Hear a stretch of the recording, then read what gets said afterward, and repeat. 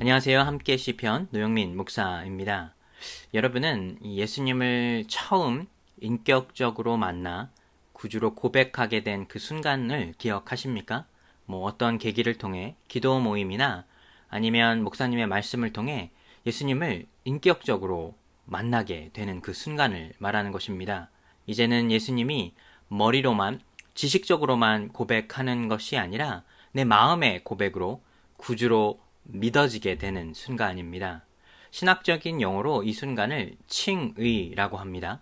영어로는 justification인데 이 말의 뜻은 being justified, 의롭다, 칭함을 받다라는 것입니다. 그렇습니다. 이전까지의 내 삶은 주님을 알지 못하였고 주님이 내 죄를 사해준 사실을 믿지 못했다면 칭의의 순간에는 예수 그리스도께서 나를 대신해 죽으시고 또 그의 죽음과 부활을 통해 이제는 내가 주님 안에서 의롭다함을 칭하게 받게 되는 것을 고백하게 되는 것입니다. 주님을 구주로 고백하는 그 순간 우리에게는 큰 감격이 있습니다. 어느 곳에 가도 주님의 은혜를 경험하게 되고 예수 그리스도의 이름을 듣기만 해도 눈물을 흘리기도 합니다. 저도 신앙 생활을 하며 이 첫사랑의 그 구원의 감격의 때를 기억하곤 합니다. 우리는 이런 이 은혜의 순간이 우리 삶에 늘 지속적으로 계속해서 이어지면 좋겠지만 사실 우리의 매일의 삶은 그렇지 못합니다. 우리는 세상 안에서 구원을 받은 구별된 자로서 세상을 살아가지만 아직 세상에는 주님을 알지 못하고 구원의 완성이 이루어지지 않았기에 그 속에서 믿음을 지켜 살아간다는 것이 정말로 어려운 일입니다. 우리 신앙생활에 늘 꽃길만 걸었으면 좋겠지만 실상은 우리 삶의 현장은 진흙밭 같기도 하고 돌밭 같기도 하고 가시밭 같기도 하다는 것입니다. 얼마 전 IT에서는 이런 일이 있었습니다. 오하이오주에 본부를 둔 이 기독교 자선단체에서 17명의 이 선교단체 회원들을 파송하게 되었습니다. 이 17명의 이 선교 회원들은 IT에 있는 한 보육원을 방문하고 나오던 길에 이 무장한 괴한들에게 납치를 당하게 되었습니다. 납치된 사람들 중에는 8개월 된 아이를 포함해 미성년자들도 포함된 것으로 알려져 있습니다. 17명이 이렇게 한꺼번에 납치된 것은 최근 몇 년간 IT에서 발생한 이 납치 사건 중에 최대 규모라고 합니다. 이 납치한 이 괴한들은 지역의 악명 높은 갱단으로서 이 보육원 일대를 장악하고 납치와 살인, 약탈 등을 이어온 사람들이라고 합니다. 납치한 아이디 갱단은 이 한 명당 100만 달러, 총 1,700만 달러의 몸값을 요구하고 있다고 합니다. 전 세계 최빈국 중의 하나인 IT에서는 최근 몇 년간 이런 일들이 계속해서 일어났습니다. 대통령이 암살 당하기도 했고 코로나의 확산 등 지진 등 이 나라가 굉장히 혼란스러운 상황입니다. 그렇기에 이 치안이 급격히 악화되어서 이렇게 납치 사건이 연이어서 발생된다고 합니다. 이 유엔의 통계에 따르면 작년 한 해 동안 이미 200여 건 이상의 이 납치의 사건이 일어났다고 합니다. 현재 미국 정부는 이들의 안전한 구출을 위해 여러 가지의 방법들을 알아보고 있다고 합니다. 근데 생각해보면 왜 하나님의 일을 행하려 했던 이 17명의 이 선교 단원들에게 이런 일들이 발생하게 되었을까요? 그들은 하나님의 일을 하려 먼 길을 떠나 그곳에 있는 사람들에게 도움을 주려 떠나게 되었는데 왜 하나님께서 그들을 보호해 주시지 않게 되었을까요? 우리는 이런 질문들을 하게 됩니다. 내가 아무리 세상 속에 믿음을 가지고 내가 믿음을 지키며 살아가려고 해도 세상 속에 우리의 믿는 이들에게 어려움이 생기지 않는다는 것은 아니라는 사실입니다. 우리는 여전히 이 세상 속에서 어려움을 겪기도 하고 때로는 그 믿음 때문에 핍박을 받기도 합니다. 오늘 시편 17편에서 다윗은 이렇게 비슷한 상황에 놓이게 되었습니다. 그는 하나님에게 이렇게 묻습니다. 시편 17편 1절에 보시면 여호와여 의의 호소를 들으소서 나의 울부짖음에 주의하소서 거짓되지 아니한 입술에서 나오는 나의 기도에 귀를 기울이소서. 다윗은 나름 정직하고 진실하게 살아가려 했습니다. 세상 속에서 하나님의 마음에 합한 자가 되어 아무리 어려운 상황 속에서도 그의 믿음을 지키려 했는데 그가 주변을 보니 악인들이 악행을 저지르고 있다는 것입니다.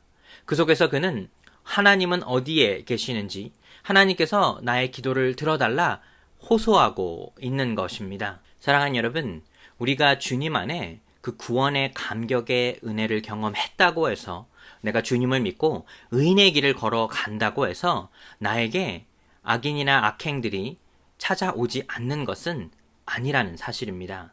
과연 이러한 상황 속에서 우리는 어떻게 해야 할까요? 다윗은 시편 17편 2절과 3절에서 주께서 나를 판단하시며 주의 눈으로 공평함을 살피소서.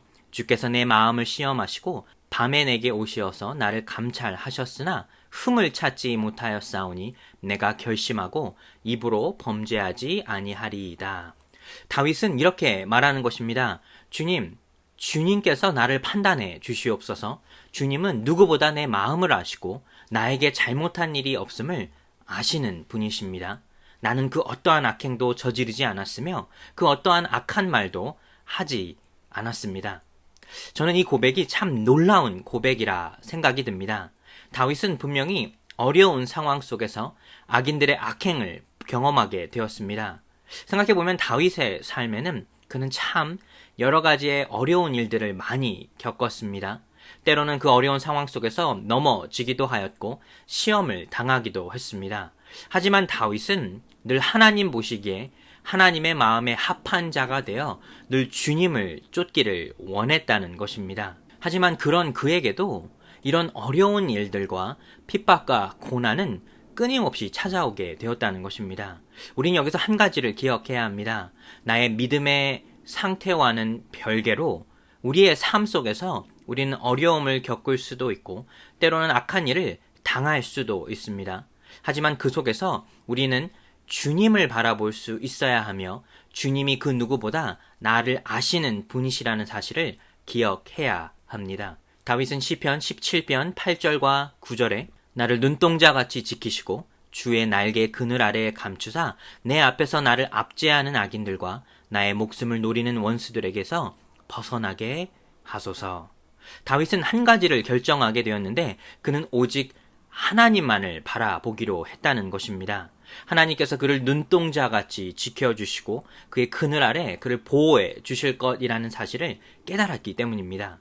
사랑하는 여러분, 우리 삶 속에 어려움이 찾아오게 되는 그 순간, 내 주변에 악한 일들이 발생하는 그 순간 우리는 하나님을 바라볼 수 있어야 합니다. 내가 아무리 내 믿음을 지키려 하려 한들 우리의 주님을 바라보지 못한다면 그 어려움 속에 넘어질 수밖에 없습니다. 하지만 주님을 바라볼 수 있는 자들은 주님께서 나를 아시고 주님께서 나를 지켜주시리라 하는 확신이 있다면 악인들 속에서도 한 사람의 의인이 될 수 있다는 사실입니다. 다윗은 자신의 지식이나 자신의 경험에 의지하지 않기로 했습니다. 오직 하나님만을 바라보며 하나님을 기대기로 했다는 것입니다. 시편 17편 15절에 나는 의로운 중에 주의 얼굴을 배우리니 깰 때 주의 형상으로 만족하리이다. 다윗은 이렇게 고백하는 것입니다. 내가 아무리 악인들의 악행을 만나게 될지라도 나는 오직 의로운 일을 행하겠다 고백하게 되는 것입니다. 이 얼마나 담대한 고백입니까? 내가 비록 억울하고 악한 일을 당했을지라도 나는 주님을 바라보며 나는 의의 길을 걸어가겠노라 고백하고 있는 것입니다. 사랑하는 여러분, 우리는 이 다윗의 고백을 기억할 수 있어야 합니다. 구원의 은혜가 우리에게 넘칠지라도 우리는 삶 속에 어려움을 겪을 수도 있습니다. 하지만 그 순간에도 하나님은 우리를 눈동자같이 지켜주시며 그의 날개 아래 우리를 보호하여 주십니다. 이제는 우리가 그런 주님을 바라볼 수 있어야 한다는 것입니다. 다윗은 주님의 형상으로 만족한다 했습니다. 그것은 어떻게 보면 내가 주님을 닮은 삶을 살겠노라 고백하고 선포하는 것입니다. 어려운 일이 있지만 비록 삶 속에 핍박이 있지만 나는 오직 주님만을 닮겠습니다 고백하고 있는 것입니다. 우리 매일의 삶도 우리도 예수님을 닮겠노라 고백할 수 있어야 하겠습니다.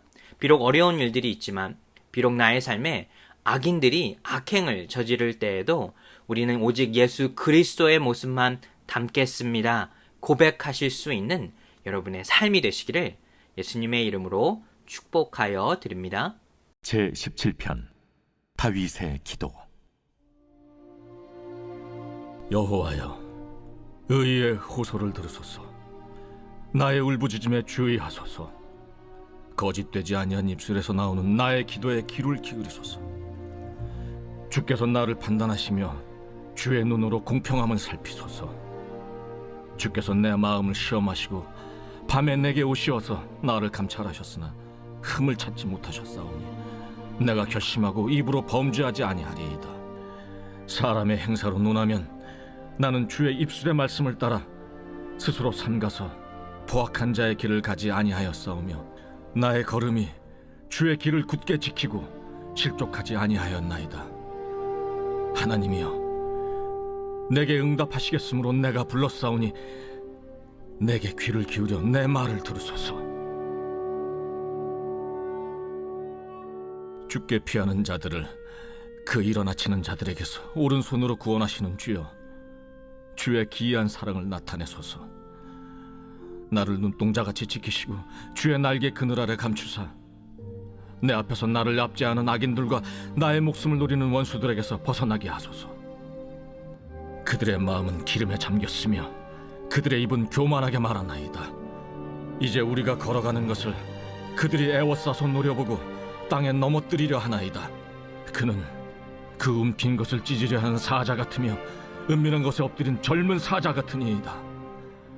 여호와여, 일어나 그를 대항하여 넘어뜨리시고 주의 칼로 악인에게서 나의 영혼을 구원하소서. 여호와여, 이 세상에 살아있는 동안 그들의 분깃을 받은 사람들에게서 주의 손으로 나를 구하소서. 그들은 주의 제물로 배를 채우고 자녀로 만족하고 그들의 남은 산업을 그들의 어린아이들에게 물려주는 자니이다. 나는 의로운 중에 주의 얼굴을 배우리니 깰 때 주의 형상으로 만족하리이다.